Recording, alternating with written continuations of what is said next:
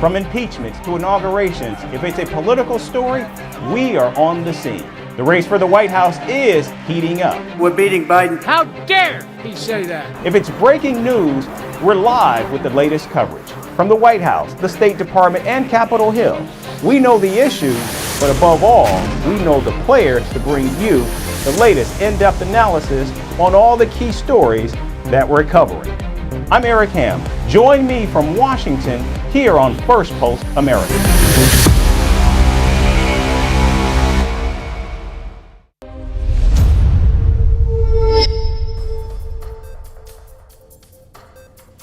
Hello and welcome to Firstpost America, your global pit stop for the latest news and headlines from the United States and around the world.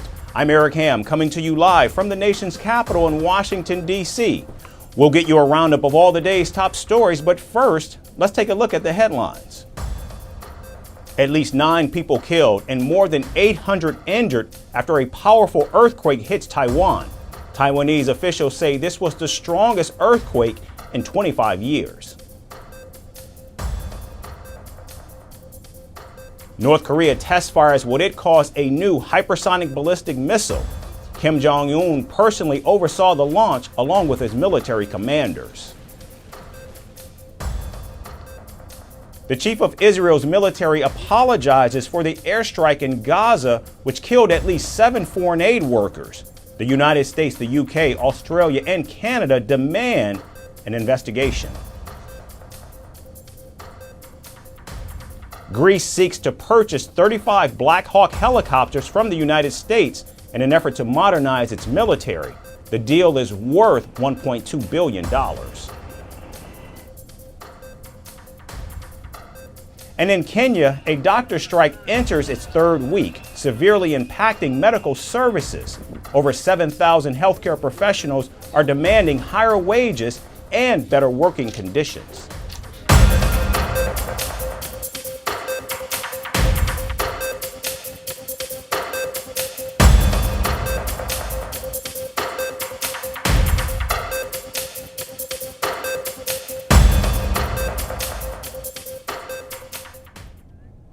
We begin in the United States, where President Joe Biden spoke with his Chinese counterpart Xi Jinping. The two leaders held their first phone conversation since they met in November of last year at the Asia-Pacific Economic Cooperation Summit in California. The call lasted for almost 2 hours and was aimed at diffusing tensions between the world's 2 largest economies. According to U.S. officials, President Biden and President Xi held a candid and constructive discussion on various issues. The course of about an hour and 45 minutes, the two leaders held a candid and constructive discussion on a range of bilateral, regional, and global issues, including areas of cooperation and areas of differences.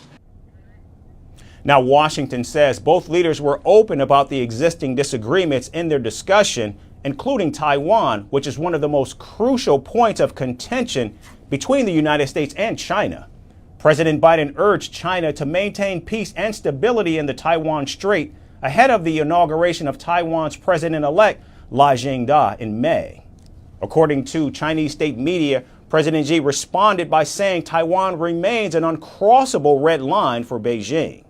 China has criticized the newly elected Taiwanese president as a longtime supporter of a separate identity for the island. And China considers Taiwan a part of its territory and has said on several occasions that it would not back down from using force to defend itself if necessary. Now, Biden has also raised concerns over growing Chinese aggression in the South China Sea, where tensions have been rising between China and the Philippines. In fact, there have been several confrontations between the two countries in recent months in the disputed waters. And just last week, the Chinese Coast Guard fired water cannons at the Philippine supply vessel.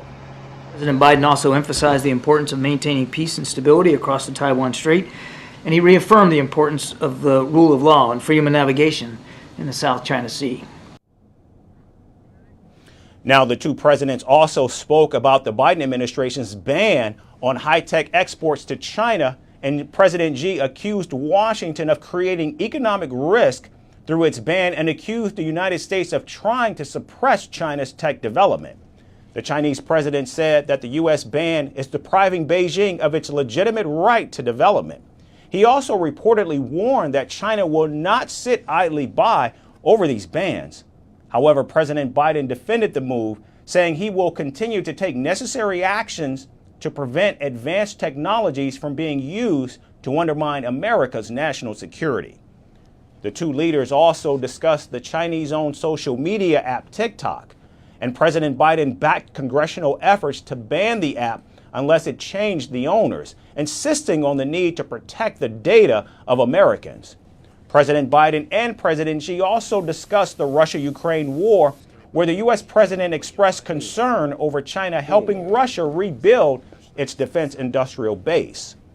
Now, while there were many contentious issues, the two leaders did manage to find common ground around key integral issues, such as increasing cooperation on climate change and artificial intelligence.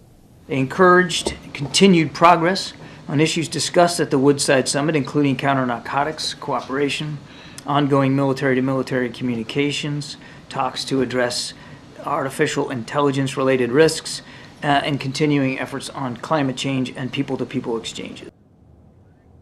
Now, the phone call between the two leaders follows weeks of diplomatic efforts to calm tensions between the two countries and comes ahead of U.S. Treasury Secretary Janet Yellen's visit to China this week. Secretary of State Antony Blinken will also be heading to Beijing very soon.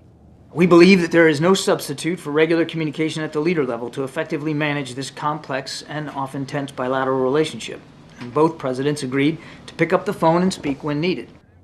Meanwhile, the United States said that the talks were aimed at resolving the differences between the two countries, but it remains to be seen whether this call will translate into a thaw in relations between the two global powers. And now to the latest from the United States presidential race. Donald Trump has returned to the campaign trail after being away for the last 2 weeks due to multiple legal battles. And the former U.S. president repeated his controversial language, this time calling President Biden's border policy a bloodbath. Now, last month, Trump called for a bloodbath if, in fact, he is not elected president this November. Addressing his supporters in Michigan, he upped the ante on immigration, calling illegal migrants animals. The 22-year-old nursing student in Georgia who was barbarically murdered by an illegal alien animal.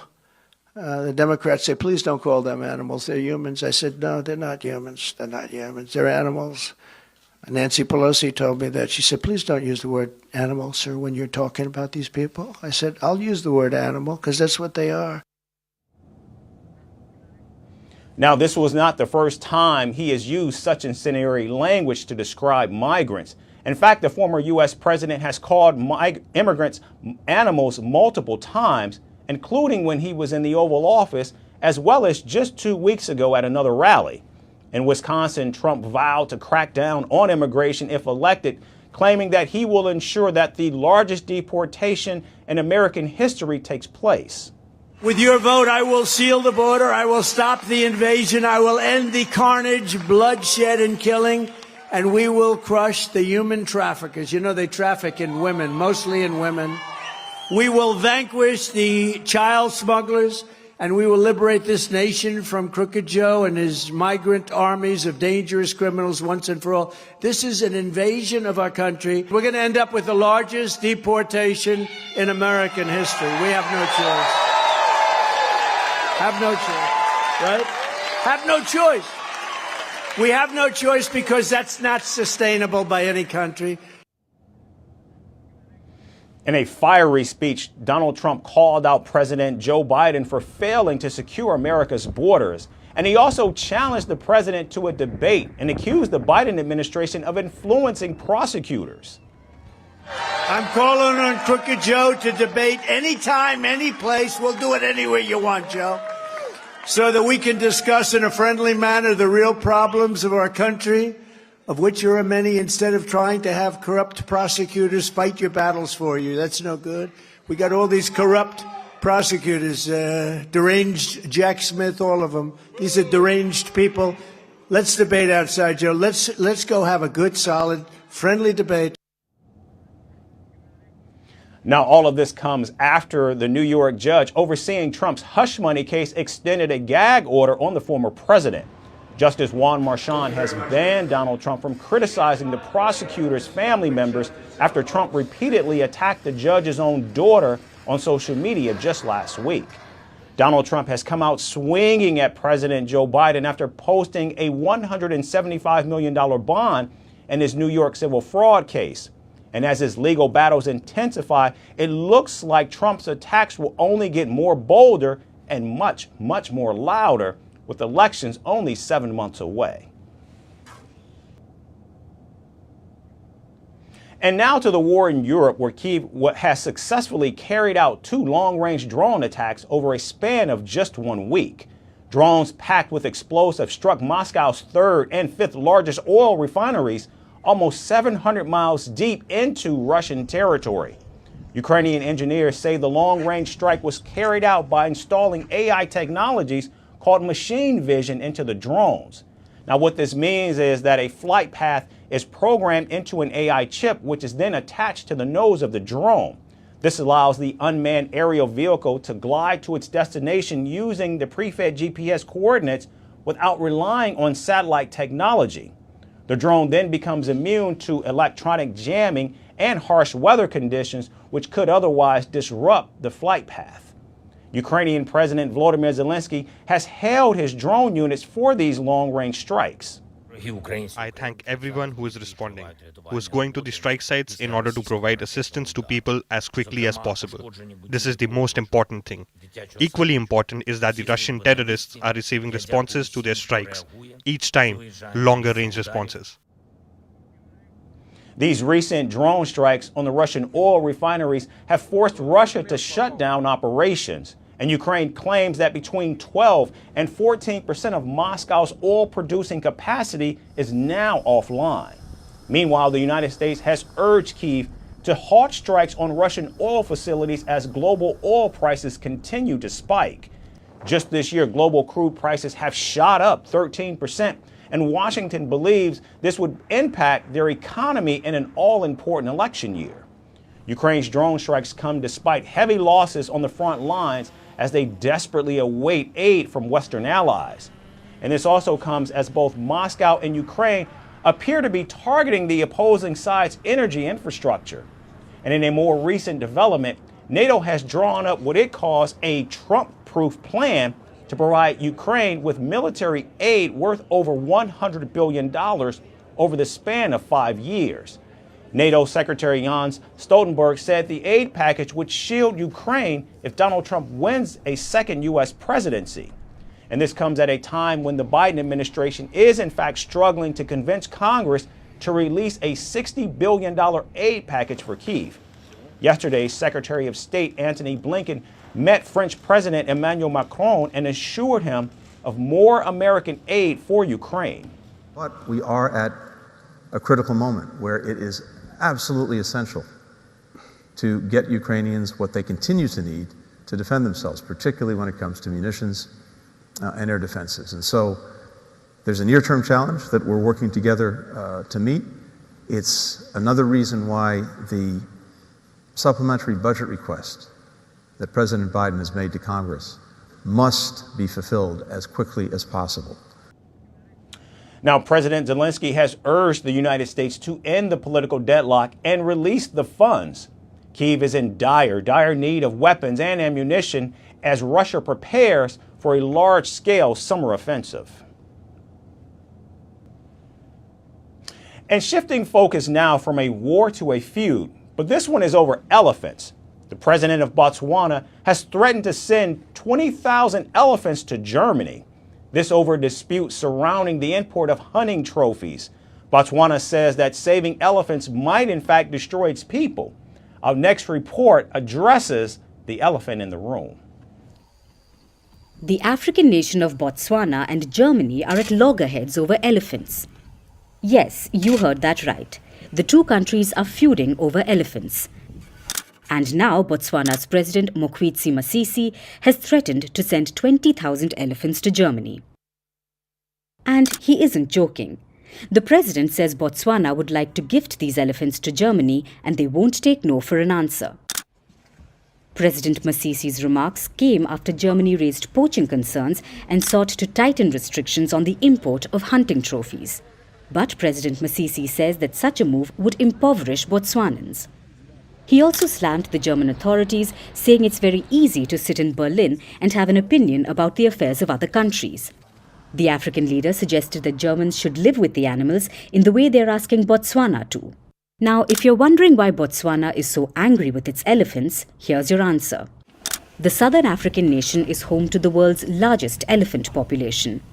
It has around 130,000 elephants. That's 1/3 of the total elephant population worldwide. In 2014, Botswana did in fact ban the trophy hunting of elephants. But the conservation efforts led to an explosion in the animal population. So Botswana lifted the ban on trophy hunting in 2019 amid mounting pressure from the local communities who were angry. Why? Because these herds of elephants were damaging property, eating crops, and even attacking locals. The country now has annual hunting quotas. President Masisi claims this keeps the elephant numbers in check. Germany is one of the largest importers of hunting trophies in the European Union.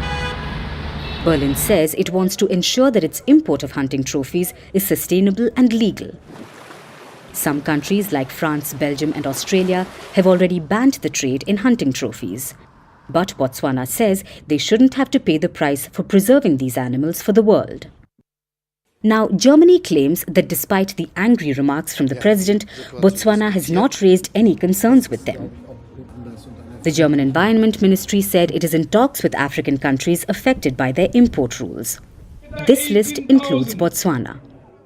While the threat from President Masisi may seem unique, the reality is quite different. This isn't the first time Botswana has offered to send its elephants to other nations to control their growing population. The country has already offered 8,000 elephants to Angola and another 500 to Mozambique.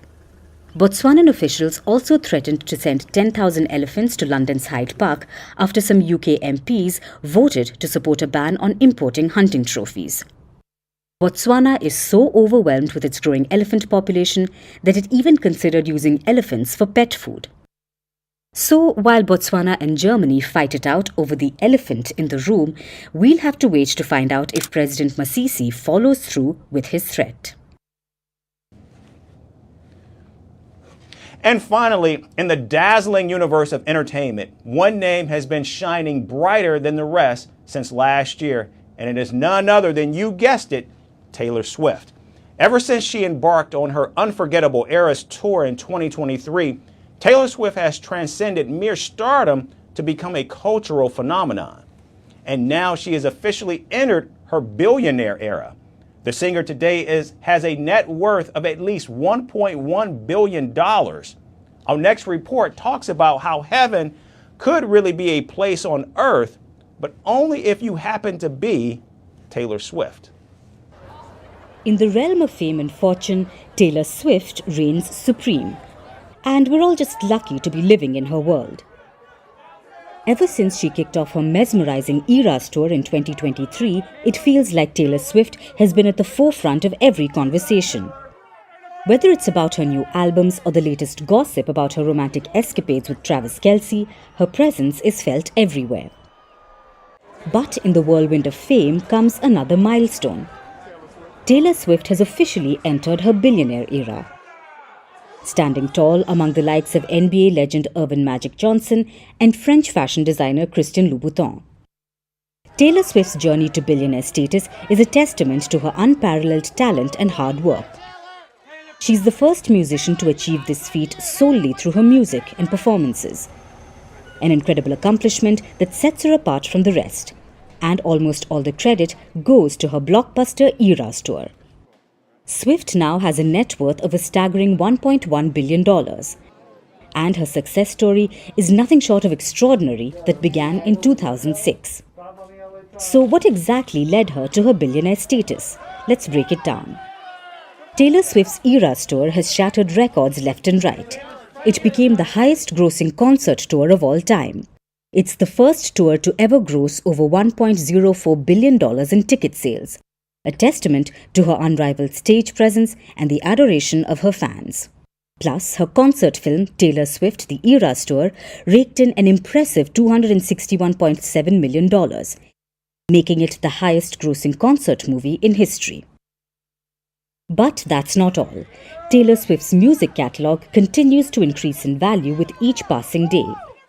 She's reportedly earned over $400 million from it, thanks to hit albums like Lover, Midnights, and the Tortured Poets Department. And let's not forget about streaming. Taylor Swift's music is highly popular on various streaming platforms. She has earned an estimated $160 million in 2023 alone. And add another $80 million from music royalties. It's clear that her tunes are ringing in the cash registers. And last but not least, Taylor Swift's social media endorsements are also worth millions, further adding to her immense wealth.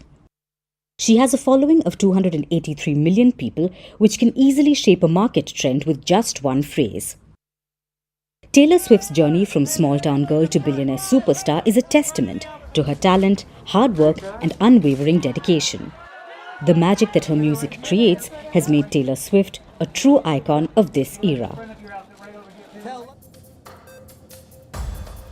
That's all we have time for today. We certainly thank you so much for tuning in. We hope to see you right back here again tomorrow. Thanks again for watching.